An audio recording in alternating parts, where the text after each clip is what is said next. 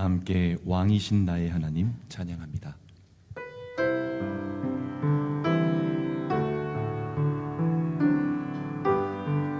왕이신 나의 하나님, 왕이신 나의 하나님, 내가 주를 높이고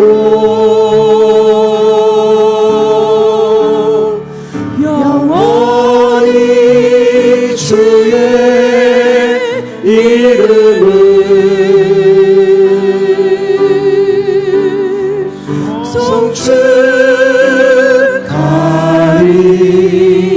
송축하리이다.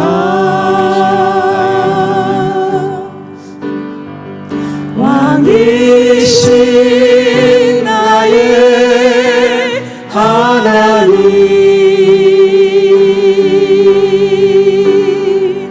내가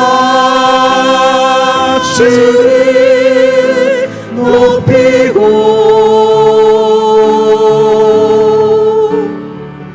영원히 주의 이름을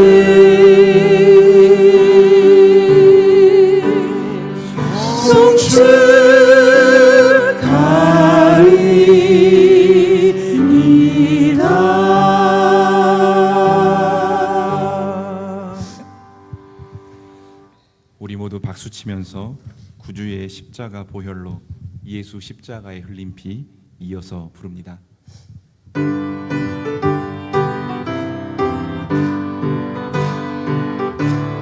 구주의 십자가 보혈로, 구주의 십자가 보혈로 죄 씻음 받기를 원하네. 내 죄를 씻으신 주 이름 찬송합시다. 찬송합시다. 찬송합시다. 내 죄를 씻으신 주 이름 찬송합시다. 죄악을 속하여 주신 주 내 속에 들어와 계시네. 십자가 앞에서 주 이름 찬송합시다.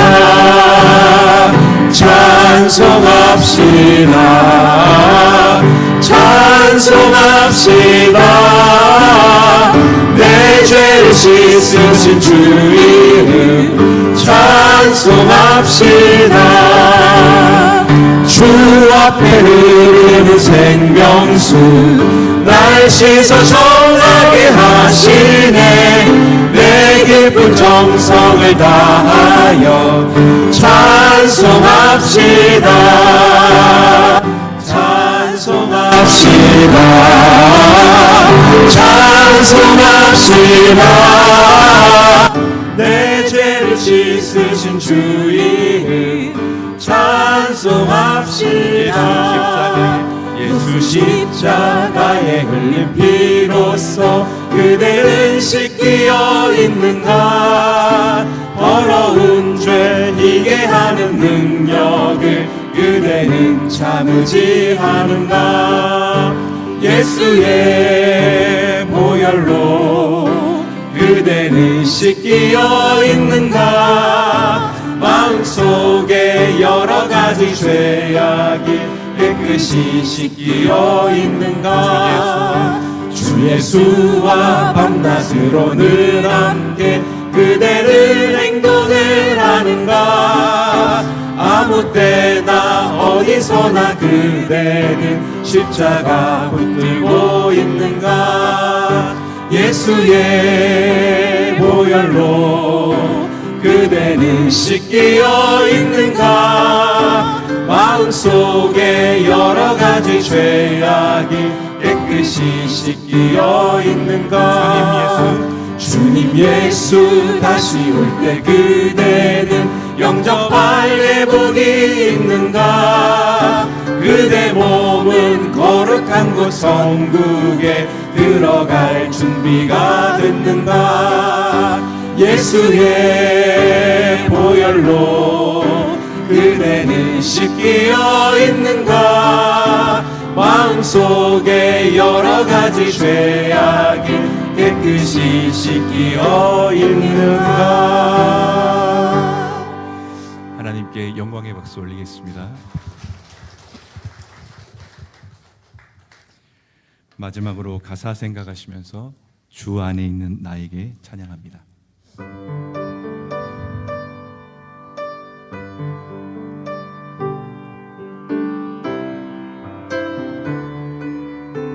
주 안에 있는 나에게. 주 안에 있는 나에게 난 근심이 있으랴. 십자가 밑에 나가 내 짐을 풀었네. 주님을 찬송하면서 할렐루야 할렐루야. 내 앞길 멀고 험해도 나 주님만 따라가리. 그 두려움이 변하여 내 기도 되었고 전날의 한숨 변하여 내 노래 되었네. 주님을 찬송하면서 할렐루야 할렐루야. 내 앞길 멀고 험해도 나 주님만 따라가리. 내 주 안에 주 언약이 영불변하시니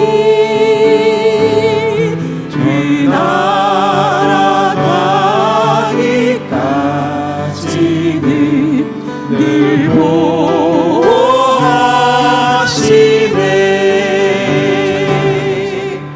주님을 찬송하면서 할렐루야 할렐루야. 내 앞길 멀고 험해도 나 주님만 따라가리.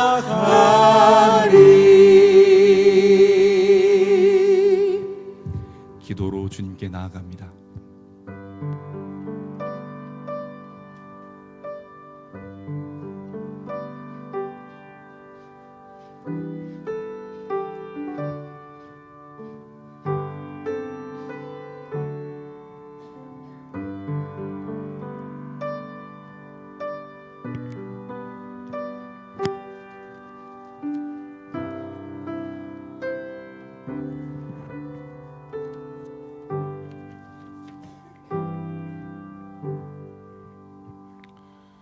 사랑의 하나님 아버지, 오늘도 성주간 새벽에 우리를 불러주셔서 십자가 위에서 하신 주님의 말씀을 묵상하게 하심을 감사합니다. 주님의 고난과 사랑을 기억하며 우리의 삶을 다시금 주님 앞에 온전히 드립니다. 저들을 사하여 주옵소서 하신 말씀을 붙들고 우리의 죄와 연약함을 고백합니다. 주님께서 용서하신 것처럼 우리도 서로를 용서하며 교회 공동체 안에 화해와 사랑이 넘치게 하옵소서. 오늘 내가 나와 함께 낙원에 있으리라 하신 말씀을 붙들고 구원의 확신과 소망으로 살아가게 하시며 믿음이 연약한 성도들에게도 주님의 구원의 약속이 새 힘과 위로가 되게 하옵소서. 주님, 지금 세계가 전쟁의 소식으로 고통받고 있습니다. 무력 충돌이 빠른 시일 내에 종식되게 하시고 무고한 생명이 더 이상 희생되지 않도록 지켜주옵소서. 전쟁의 긴장을 평화의 대화로 바꾸어 주시며 열방이 주님의 공의와 사랑 안에서 화해와 평화를 이루게 하옵소서. 우리 교회가 세계 평화를 위해 기도하는 공동체가 되게 하시고 주님의 나라가 이 땅 가운데 임하게 하옵소서. 특별히 말씀을 전하시는 목사님을 위해 기도합니다. 성령의 능력으로 붙들어 주시고 십자가의 복음과 부활의 소망을 담대히 선포하게 하옵소서.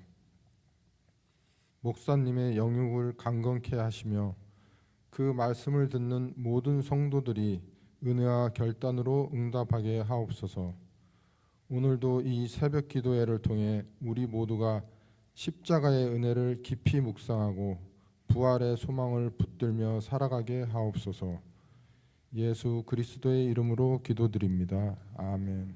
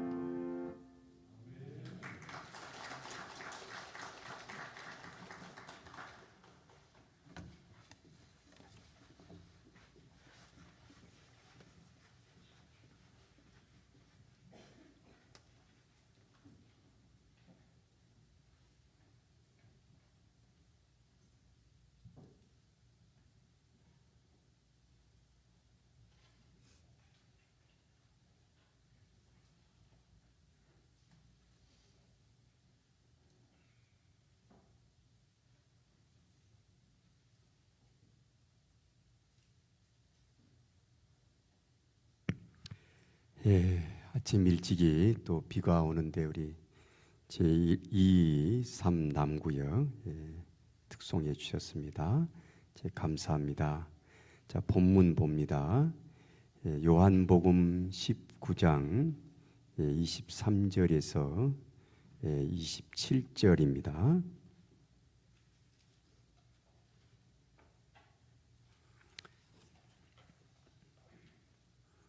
요한복음 19장 23절에서 27절 서로 교독을 합니다.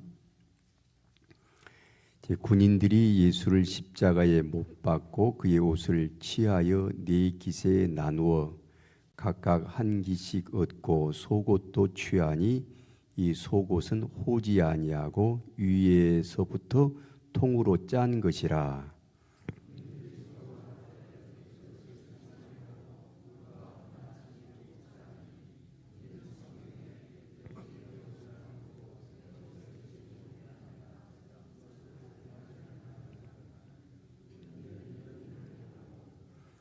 예수의 십자가 곁에는 그 어머니와 이모와 글로바의 아내 마리아와 막달라 마리아가 섰는지라.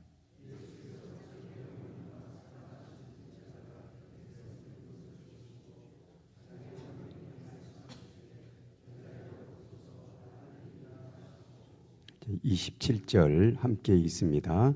또 그 제자에게 이르시되 보라 내 어머니라 하신대 그때부터 그 제자가 자기 집에 모시니라. 아멘. 어제는 가상 7연의 첫 번째, 두 번째 말씀을 살펴보았습니다. 저들의 죄를 사하여 주옵소서. 그들이 알지 못해서 그렇게 합니다라고 예수께서 말씀하셨습니다. 그 다음에 두 번째는 오늘 네가 나와 함께 낙원에 있으리라 말씀을 했습니다. 자, 그리고 오늘 세 번째 가상 7의 말씀, 여자여 보소서 아들이니다 하는 말씀입니다. 자, 23절을 보면은 군인들이 예수를 십자가에 못 박았다. 자, 그러니까 예수께서는 금요일 날 아침 6시에 빌라도 법정에서 사형 선고를 받으시고 그리고 십자가를 지고 골고다로 가셨습니다. 그래서 빌라도 법정에서 골고다까지를 비아돌로로사라 하고 그 길이는 한 1km 정도 돼요. 그 길을 예수님이 십자가를 어깨에다가 지고 가셨습니다. 그때 그 십자가의 무게는 한 50kg 정도 됩니다. 가다가 자꾸 넘어지고 하니까 로마 군인들이 구린의 시몬을 억지로 네가 십자가를 지고 가라 하여 가게 됐습니다. 예수님은 골고다에 도착하고서 로마 군인들이 예수님을 십자가에 못 박았습니다. 그리고 그의 옷을 취하였다. 로마 군인들이 옷을 취하여서 네 기세에 나눠 각각 한 기씩 얻었습니다. 그러니까 예수님이 입으신 옷, 사형수들은 십자가에 못 박을 때 옷을 다 벗깁니다. 이 사형, 이 십자가는 어제 말씀을 했습니다마는 단순히 도덕적으로 파렴치한 죄를 범하는 사람을 죽이는 게 아니에요.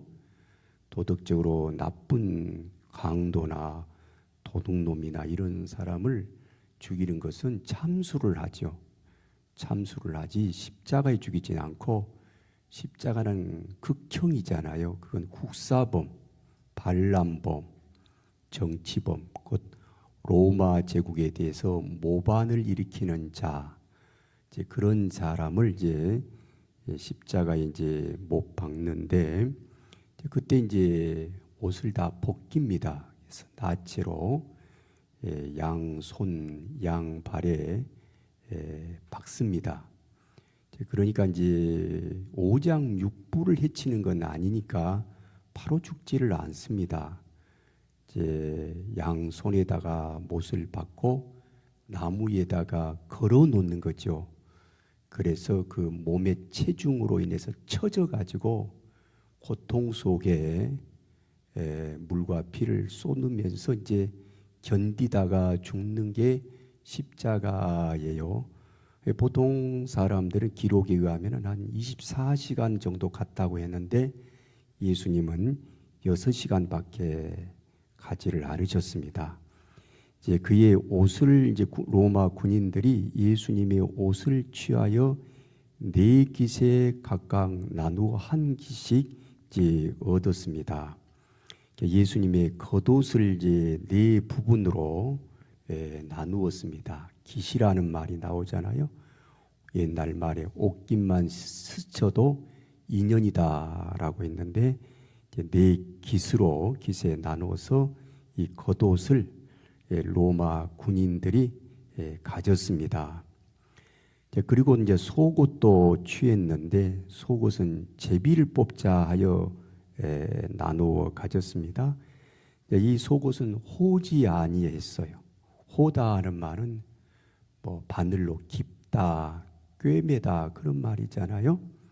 그러니까 이제 이 속옷은 꿰인 것도 아니고 깁은 것도 아니어서 아마 통으로 짠 옷이니까 양 발에 그게 없었던 것 같아요. 치마 같은 이제 그런 이제 속옷인데 이제 그런 이제 이 속옷은 로마 군인들이 제비를 뽑아서 나눴습니다. 지난 주일날도 말씀을 했습니다마는 예수님이 매 옷들을 로마 군인들이 이렇게 나누려고 했던 것은 그 옷이 욕심이 난 거지. 옷이 이쁘게 보였겠죠. 화려했어요. 예수님은 평소에 옷을 누추하고 더럽고 남루하고 그런 옷 입으신 거 아니에요. 상당히 화려한 옷을 입었고 당시 로마 군인들은 상당히 지위가 있는 직업군인들이에요. 요즘으로 말하면 미군들은 월급이 굉장히 많잖아요. 세계 군사력이 최강이 미군인 것은 그들이 용병이기 때문에 그래. 직업군인이기 때문에. 징병제의 약점은 뭐냐? 군대가 싫은데도 가야 되는 사람인데 직업군인은 군대 체질이 좋은 사람이 가는 곳이기 때문에 군대가 좋은 거예요. 군사 문화, 뛰고 달리고 싸우고 이런 걸 기질적으로 좋아하는 사람들이 직업군인으로 병이 되기도 하고 장교가 되어 군대를 가니까 그 군사력은 상당하지요. 징병제하고 다르죠. 미군들의 군사력은 한 미군들이 전 세계 한 200만 명 되는데 제가 카투사 때 보면은 진짜 미군들은 무서워요. 정말 싸움을 즐겨요. 마치 얼른 보면 좀 짐승들 같기도 하고 맨날 그들을 먹고 나면 먹는 것도 얼마나 칼로리가 높은지 먹고 나면 열심히 뛰어다니고 체육관에 가가지고 열심히 운동하고 달리고 싸우고 그럼 머리는 굉장히 단순해요. 생각이 아주 미군 제일주의에 아주 꽉 차 있고 2000년 전에 로마 군인들이 그런 사람들이었는데 그들이 무슨 사형수의 옷이 탐이 난다고 그걸 가지려고 했겠어요. 그러니까 이 옷이 상당히 겉옷도 화려했고 심지어 속옷도 대단히 좋았습니다. 자, 우리 예수님은 이제 어떤 여자가 예수님께 와가지고 300데나리온의 향유를 그 발에다가 붓습니다. 300데나리온은 굉장해요. 쉽게 생각하면 3천만 원 정도 됩니다. 그 순간에 부어요. 예수님의 발에다가. 성경에 있는 그대로 우리가 예수님을 봐야지 내 처지를 생각해서 예수님을 만들고 그러지 마세요. 성경에 나타나 있는 예수님, 또 예수님이 이제 돌아가시고 그 시신을 누가 염했느냐 하면 이제 아리마대 요셉은 자기가 묻힐 새 무덤에다가 예수님의 시신을 모셨고 염은 누가 하느냐 하면 니고데모가 해요. 니고데모는 요한복음 1장에 밤에 찾아온 사람이잖아요. 그런데 예수님이 죽자 그 시신을 빌라도에게 달라고 해서 예수님을 이제 염을 하는데 이제 몰약과 침향을 섞어서 방부 처리를 합니다. 그때 그 몰약과 침향의 양이 100리트라예요. 100리트라. 1리트라면은 340g이고 100리트라이니까 34kg이에요. 몰약이라는 게 나무의 찐이잖아요. 그 다음에 침향도 다 나무 찐이고 침향도 얼마나 비싸요 요즘. 그게 이제 34kg인 34kg의 몰약과 침향이니까 지금 돈으로 계산을 하면 수십억이 된다 그래요. 수십억을 니고데모가 예수님의 시신을 염하려고. 니고데모는 예수님의 부활을 믿은 것 아니에요. 예수님의 부활 때까지 믿은 사람은 한 사람도 없어요. 막달라 마리아도 예수의 부활을 믿어서 무덤 찾아간 건 아니고 인간적인 정 때문에 그랬고, 니고데모도 예수님이 다시 살아나리라고 믿지는 않고 그저 인간적인 정, 전에 한번 스승으로 모셨던 관계, 그러니까 니고데모가 참 좋은 사람이잖아요. 죽음 앞에서도 그 연을 계속 끌고 나가려고 하는 것은 참 사람이 된 사람인데, 그 니고데모는 자기가 상당히 부유했던 것 같아. 부유해서 수십억의 몰약과 침향을 구입해 가지고 예수님을 염한 걸 볼 수 있어요. 자, 그러니까 이걸 뭘 말하느냐 하면은 예수님의 경제 공동체가 13명 아닙니까? 예수님과 예수님 12제자들, 예수님의 식구들이 같이 밥을 먹는 사람이 13명이에요. 그 13명을 같이 먹고 산다는 거 쉬운 거 아닙니다. 그러니까 어떤 경제적인 규모가 있고 해서 회계를 맡는, 동괴를 맡는 가룟유다 같은 사람도 있었고 하니까 그 공동체가 상당히 단단했다, 경제적으로 단단했다라고 얼마든지 우리는 추론을 할 수가 있습니다. 자, 어쨌든 로마 군인들은 예수님의 겉옷과 속옷을 나누어 가졌습니다. 자, 그리고 이제 25절에 예수의 십자가 곁에는 그 어머니와 이모와 글로바의 아내 마리아와 막달라 마리아가 있었다라고 요한복음서는 밝히고 있습니다. 예수님이 이제 십자가 골고다에 이 네 여자들이 따라왔어요. 참 귀한 일이잖아요. 신앙은 뭐겠어요? 신앙은 예수님과의 관계를 가지고 가는 거예요. 우리는 이 일반적인 말로 의리라고 말하기도 하고, 의리라는 좀 때는 부정적인 뜻기도 있지만은 하나님, 예수님과 나와의 관계, 다 우리는 예수님과 인연을 맺었습니다. 우리는 세례를 받았고, 세례를 받아서 어떤 이는 목사가 되기도 했고, 어떤 분은 장로가 되기도 했으며, 어떤 분은 권사, 집사로 부름을 받았습니다. 다 예수님 때문이죠. 예수님과의 그 인연, 예수님과의 그 연을 이제 끝까지 가지고 가는 것, 그게 기독교 신앙이에요. 그런데 이 예수님이 십자가에 달려 돌아가시는 자리인데, 사실 이 십자가는 실패 아닙니까? 엄청난 하나님 나라의 운동을 하신 갈릴리의 나사렛 예수께서 그냥 사형수가 되어 십자가에 죽었다라고 하는 것은 그 운동이 패배되었다. 이제 끝났다. 그 운동이, 그 갈릴리의 운동이 더 이상의 이제는 지속될 수가 없다라고 하는 그걸 이제 말하는 거거든요. 이 십자가라는 게. 그런데도 이 십자가 자리에 네 여자가 있었습니다. 자, 거기에 보면 이제 어머니는 이제 마리아예요. 마리아, 그다음에 이모, 그다음에 글로바의 아내 마리아, 막달라 마리아. 먼저 어머니는 예수님의 어머니 마리아입니다. 천주교는 그녀를 성모 마리아라고 하여 성스러운 교회의 어머니다라고 추앙을 해요. 그렇지만은 우리 개신교는 성인을 인정하지 않으니까 성모라고 하지는 않습니다. 그냥 예수님의 어머니 마리아라고 말합니다.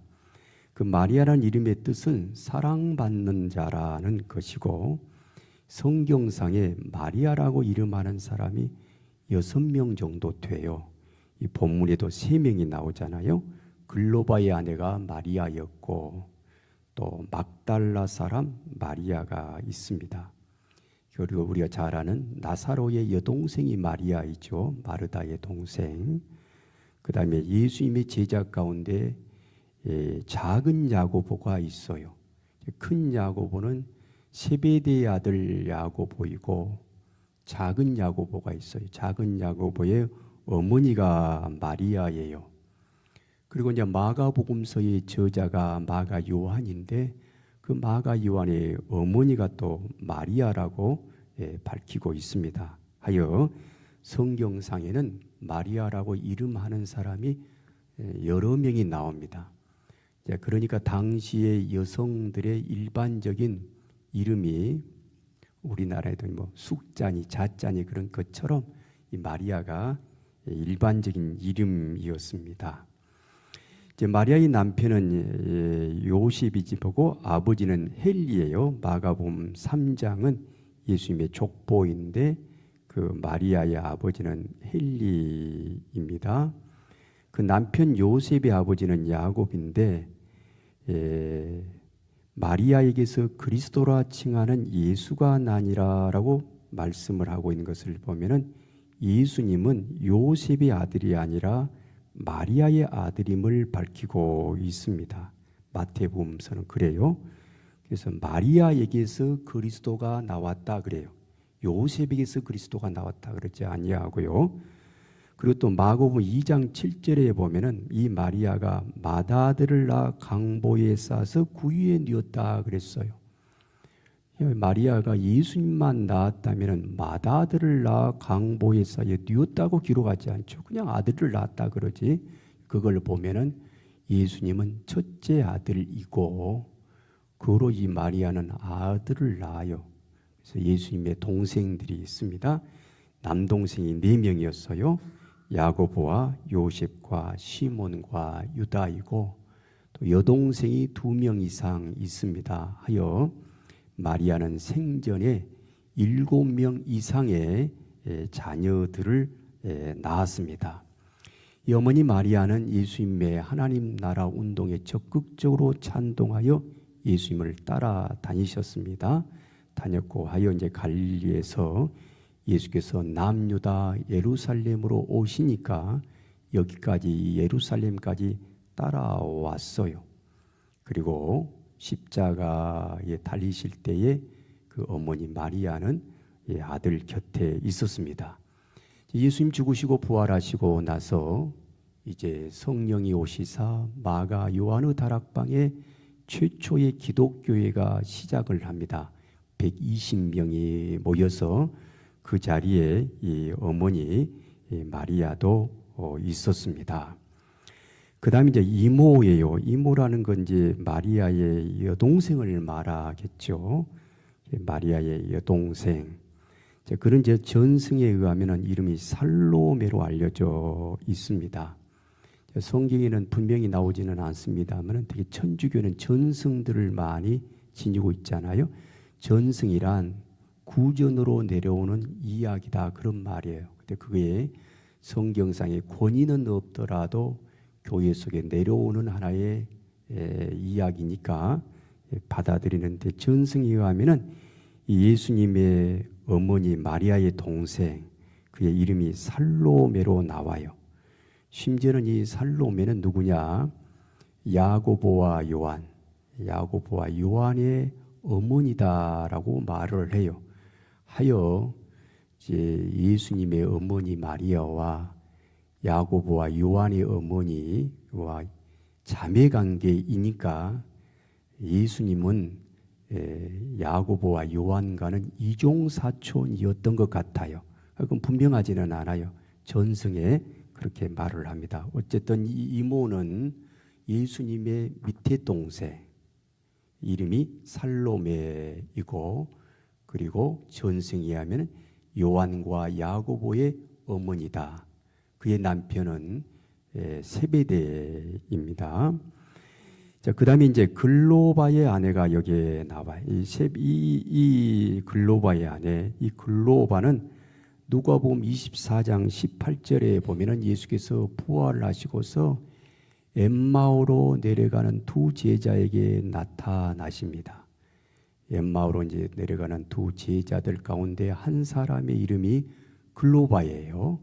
글로바의 아내가 예수님이 십자가 달리신 자리에 있었다라고 밝히고 있습니다. 그래서 이 글로바의 아내의 이름도 마리아입니다. 자, 그다음 이제 네 번째 막달라 마리아인데, 자, 이 막달라 마리아는 이제 누가복음 8장 2절에 보면은 예수님이 이 7 귀신을 쫓아 주셨어요. 여자가 이제 7 귀신이 들었었는데 7 귀신이 들어온 거죠. 귀신이 들어온 걸 예수님이 쫓아 주셨어요. 귀신이 들어온 거예요. 귀신이 들어온 것과 정신병은 좀 다르죠.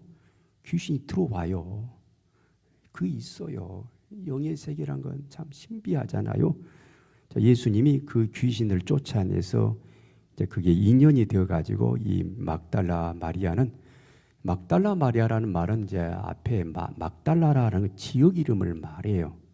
아리마대 요셉, 그러면 아리마대 지역에 사는 요셉이라는 말이고 그렇습니다. 그래서 이 막달라 지역에 사는 이 여자를 예수께서 7 귀신을 쫓아내 주니까 그 후로 이 여자는 자기 재산을 들여 예수님과 그의 제자들을 섬겼습니다. 그러니 막달라 마리아는 예수님을 참 사랑해서 끝까지 따라가다가 결정적으로 이 여인의 행적이 대단한 것은 예수님이 이제 돌아가시고 금요일 날 돌아가시고 토요일 날 지나 일요일 날 아침에 안식일 첫날이거든요. 안식일은 토요일이니까 그 다음 날 일요일 날 새벽에 이 막달라 마리아가 예수님의 무덤을 찾아가요. 새벽에. 그것은 예수님의 부활을 믿었던 건 아니고 그 인간적인 그리움이겠죠. 정이고 보고 싶고 만나고 싶고 사모하고 이제 그런 마음이 있어서 그저 무덤을 찾아갔는데 거기서 이제 빈 무덤을 봐요. 보니까 무덤의 돌문이 이렇게 열려져 있는 거예요. 그래서 이게 너무 놀라서 예수님의 제자인 베드로와 요한에게 이걸 보고를 해요. 그래서 베드로와 요한이 와가지고 그 빈 무덤을 확인을 합니다. 그리고 이제 베드로와 요한은 집으로 돌아갑니다. 그렇지만 이 막달라 마리아는 집에 가지 않냐고 그 무덤을 계속 지킵니다. 그 여자가 막달라 마리아예요. 그리고 이제 시간 지나서 그 빈 무덤으로 들어가 봐요. 이 여자가 구부려서 들어가 보니까 들어갔는데 예수님이 누이셨던 머리맡과 다리 밑에 두 천사가 각각 서 있어요. 머리맡에 한 천사, 또 다리 쪽에 한 천사가 서서 네가 누구를 찾느냐라고 이제 이 천사가 물었잖아요. 그러니까 마리아가 당신들이 예수님의 시신을 훔쳐갔으면은 돌려달라라고 말을 해요. 그러다가 이제 막달라 마리아가 뒤를 돌아보죠. 돌아보니까 거기에 예수님이 계신 거예요. 그렇지만은 그가 예수님인지를 모르고 동산직인 줄 알았어요. 동산직인 줄. 그러니까 막달라 마리아는 예수님의 부활을 믿은 건 아니에요. 예수님의 부활을 믿은 사람은 한 사람도 없어요. 복음서는요, 있는 그대로 이야기를 하지 성경이 위대한 점은 미화를 하지 않습니다. 인간의 소설은 미화를 해요. 인간이 쓴 역사는 사람 미화를 시켜요. 때로는 왜곡하기도 하고 미화시키기도 하고 영시하기도 하고 첨삭해버리고 그러는데 성경은 그러네요. 그대로 인간의 어리석음과 누추함 그걸 그대로 말을 해요. 부활을 믿은 사람은 없어요. 근데 그때 이제 그 산직인 줄 알았는데 그때 예수님이 마리아야라고 부르죠. 그때서야 이 마리아가 예수님을 부활체를 만나, 부활하는 몸을 만납니다. 그러면서 라보니라고 불러요.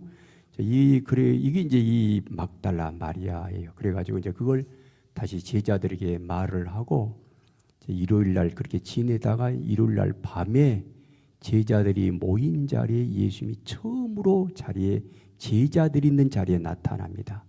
문이 닫혀 있었는데 호련히 부활하신 그 몸이 들어오셔서 제자들 보고 하시는 말씀이 너희에게 평강이 있을지어다 라고 말을 해요. 막달라 마리아에게는 마리아야라고 불렀고 예수님의 제자들에게는 너희에게 평강이 있을지어다 라고 했어요. 이 막달라 마리아는 이렇게 예수님의 부활체를 보았고 뒤에 120명의 예루살렘 교회 교인들 가운데 한 사람으로 활동을 합니다. 그래서 교회가 태동하는 데 큰 역할을 감당을 했습니다. 자, 26절에 보면은 예수께서 자기 어머니와 사랑하시는 제자가 곁에 서 있는 것을 보시고 자기 어머니에게 말씀하시되 여자여 보소서 아들입니다. 여기에 보면 이제 여자여라고 하니까 좀 사람들이 오해를 할 수가 있어요. 어떻게 어머니를 여자여라고 비하를 할까 하는데 이것은 비하하는 말이 아니고 성경 신약의 원어인 헬라어로는 이걸 귀나이라고 쓰고 있어요. 귀나이. 근데 이 귀나이라는 말은 그 당시 여성을 부른 최고 극존칭이에요. 극존칭 귀나이. 근데 그 말을 한국어로 번역을 할 때 뭐라고 번역을 해야 돼요? 여자를 가장 높이 부르는 말이 여사 또는 대통령님의 부인을 영부인 또 여사님 또 사모님 선생님 어르신 이렇게 부르기도 마땅치 않아요. 자기 어머니를 최상으로 부를 수 있는 귀나이라는 적당한 단어가 한국어에는 없어요. 그래서 번역가들이 그냥 여자여라고 불렀기 때문에 이 말은 우리가 생각하는 여자라는 말이 아니고 최상의 존칭, 최상의 호칭이에요. 어머니를 최상을 향하여 그렇게 이제 부릅니다 하면서 아들입니다라고 이제 말을 하고 있습니다. 이제 여기 이제 예수님은 이 마리아에게 말을 하는데 마리아 입장에서 볼 때는 여자의 일생은 그런 말을 하잖아요. 여자는 태어나서 어릴 때 아빠의 사랑을 받아야 되고 여성은 사랑받는 존재로서 사랑을 많이 받아야 성격이 좋죠. 뭐 반드시 그런 건 아니지만 사랑을 많이 받아야 성격이 유해요. 부드럽고 유하고 태어나서는 아빠의 사랑을 흠뻑 받고 청년이 되어서는 남편의 사랑을 많이 받고 남자의 사랑을 많이 받고 늙어서는 이렇게 아들의 사랑을 받는 거예요. 마리아는 예수님의 사랑을 받고 있어요. 곧 효도를 받고 있어요. 예수님이 돌아가시는 자리인데도 그 어머니를 생각을 하고 있습니다. 아들의 효도를 받는 어머니 참 복을 받은 어머니죠. 여자죠. 어머니는 나이 들어서 아들의 도움과 사랑을 받는 것이 가장 아름답고 가장 성경적입니다. 요즘 세상이 그렇지를 못한 것이 좀 마음이 아픈데 아들이 태어나서 제일 만나는 사람이 누굽니까? 아들이나 딸이나 이 세상에 태어나서 제일 먼저 만나는 사람은 여러분 어머니입니다. 어머니로부터 인간관계가 출발을 해요. 그래서 자식과 어머니와의 관계는 상당히 독특해요. 이걸 2000년 전에 성경은 말하고 있어요. 인간 가운데 가장 신비스러운 인간관계가 누구겠어요? 어머니 아닌가요? 예. 신앙주는 우리 예수님 주님이지만은 인간관계는 어머니라는 존재는 온갖 많은 의미를 담고 있는 신비의 덩어리입니다. 예수님은 어머니를 끝까지 챙기고 있습니다. 효도의 모범입니다. 우리가 이 세상에 태어나 수많은 사람을 만나고 수많은 인간관계를 맺는데 가장 먼저 챙기고 생각하여 마음을 다하고 뜻을 다해야 할 사람은 여러분 누굽니까? 어머니예요. 부모님입니다. 어머니를 챙겨야 되겠지요. 그래서 인간관계의 도리를 말하는 도덕의 핵심은 뭐냐? 효도입니다. 효도. 가장 가까운 인간관계가 자식은 부모님이고 그 부모님을 잘 섬기는 사람. 부모는 자기 자식을 가장 사랑하고 그래서 사람 관계라는 도덕과 윤리에서 그래도 기본이 된 사람은 위로는 부모님 사랑하고 밑으로는 자식 사랑하고 이거 꼭 성공해야 돼요. 우리 하나님을 잘 믿는다면 저도 그러지는 못해요. 설교자가 항상 문제가 니는 그럼 잘하고 있느냐? 나도 못하지만 교과서적으로 기본적으로 가르치는 사람으로서 말씀을 전하는 사람으로서 한다면은 이로는 부모님을 잘 존대하고 밑으로는 자식 잘 키우고 잘 사랑하고 이게 인간관계의 첫 출발이에요. 어찌하든지 거기는 성공을 해야 돼요. 그런 다음에 위로는 부모님, 밑으로는 자식 잘 키우고 그리고 나서 부부가 되고 이성을 만나 거기에 애정과 로맨스가 생기는 거고 친구와는 우정이 생기는 거고 직장에서는 상하라고 하는 충성이 생기는 거예요. 그래서 애정, 우정, 충성, 성실 이 모든 인간관계 출발은 어디에서 오느냐? 여러분 효도에서 온답니다. 기도합니다. 하나님 십자가를 지시는 그 순간까지 어머니를 공경하신 주님의 가르침을 저희들 기억합니다. 저희가 부모님께 효도하지 못했던 허물을 회개하오니 용서하옵소서. 바쁘다는 핑계로 마음에 여유가 없다는 이유로 부모님의 외로움과 아픔을 살피지 못했던 불효를 용서하옵소서. 이제는 저희들도 예수님의 본받아 육신의 부모님을 더욱 공경하고 사랑으로 섬기기를 원합니다. 우리 가정이 주님의 사랑으로 온전히 하나 되게 하시고 서로 보듬고 공경하는 가운데 그 가족에서의 아름다운 삶이 사회로 나아가게 하시고 사회에서 그리스도의 사랑을 실천함으로써 하나님의 나라를 세워가게 하옵소서. 우리를 죄에서 구원하시고 효의 본을 보여주신 예수님의 이름으로 기도합니다. 아멘. 자, 오늘 둘째 날입니다. 오늘도 참 많이 나오셨습니다. 참 많이 나오셨습니다. 비도 오는데 고맙습니다. 이제 우리 앞뒤 좌우분들과 이제 이렇게 인사합시다. 내일도 나옵시다 하고 인사합시다. 자, 내일도 나옵시다. 우리 구역 식구들 가운데 안 나오신 분들은 구역장들께서 좀 전화도 하셔서 내일 다 나오실 수 있기를 바랍니다. 자, 우리 함께 찬송가 259장 부릅니다.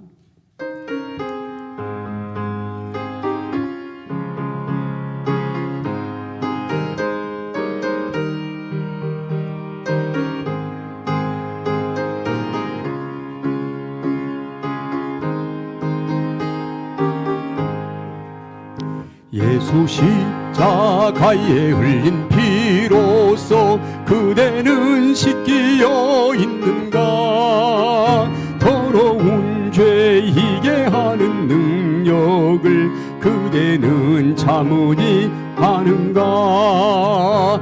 예수의 보혈로 그대는 씻기어 있는가? 마음속에 여러 가지 죄악이 깨끗이 씻기어 있는가? 주 예수와 밤낮으로 늘 함께 그대는 행동을 하는가? 아무 때나 어디서나 그대는 십자가 붙들고 있는가? 예수의 보혈로 그대는 씻기어 있는가? 마음속에 여러 가지 죄악이 깨끗이 씻기어 있는가? 주님 예수 다시 올 때 그대는 영접할 내복이 있는가? 그대 몸은 거룩한 곳 천국에 들어갈 준비가 됐는가? 예수의 보혈로 그대는 씻기어 있는가? 마음속에 여러 가지 죄악이 깨끗이 씻기어 있는가? 모든 죄에 더러워진 예복을 주 앞에 지금 다 벗어서 샘물같이 솟아나는 보혈로 눈보다 너희게 씻으라.